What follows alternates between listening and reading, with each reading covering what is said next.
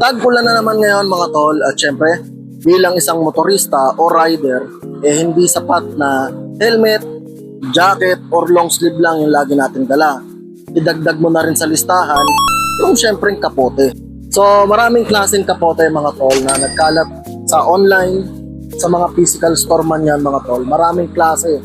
So from branded hanggang sa pinakamura mga tol. From poncho to yung pantaas at pambaba. So maraming nauusong klase ng kapote ngayon mga tol. So bilang rider mga tol, syempre mapili tayo or maselan tayo sa pagpili ng brand, kung matibay ba yan, kung sulit ba sa presyo yung helmet na mabibili natin mga tol. So dapat hindi lang tayo maselan sa pagpili ng kalidad o quality ng ating mga kapote na binibili. So syempre dapat maselan din tayo sa paggamit mga tol. Hindi ko naman nilalahat mga tol, pero karamihan sa atin na pagkagamit ng kapote, basta na lang nilalagay kung saan, pinapatong. So, syempre dahil basa, papatong mo na lang kung saan yan mga tol. So, kahit anong tibay kasi ng isang bagay mga tol, especially ito na lang yung example natin yung kapote. Kung hindi mo siya aalagaan or basta mo na lang iisang tabi pagkatapos mong gamitin, masisira at masisira yan. So, di ba?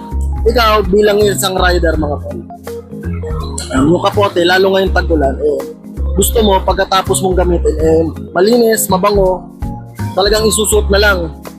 Ugaliin sana natin mga tol na pagkagamit, sampay natin kaagad. Lalo na sa mga MC taxi natin mga tol.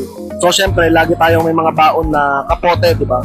Tapos syempre, yung mga kapote na yan, ipinagagamit natin sa mga CS natin o yung mga pinaangkas natin ng mga pasahero. Basta ang mahalaga mga tol, every end ng duty or every end ng ride natin mga tol, makauwi tayo ng bahay. O kahit hindi sa bahay, halimbawa, makarating lang tayo dun sa ating destinasyon na pupuntahan. Make sure lang natin na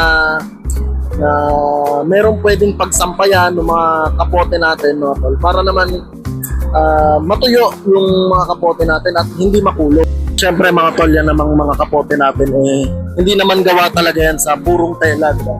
So may mga kapote na gawa rin sa medyo may pagka-rubberized. So pag yan nakulog, talagang mabantot mga tol. Yung bantot ng kapote natin mga tol, pagka isinuot natin yan, posibleng kumapit sa mga suot nating damit.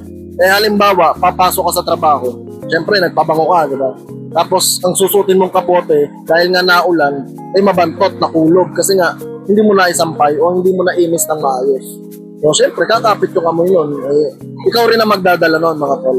Kaya sana payo ko sa mga kapwa ko rider, dahil ngayon tag-ulan, ugaliin natin na yung mga kapote natin lagi nating iimisin at lagi nating isasampay ng maayos.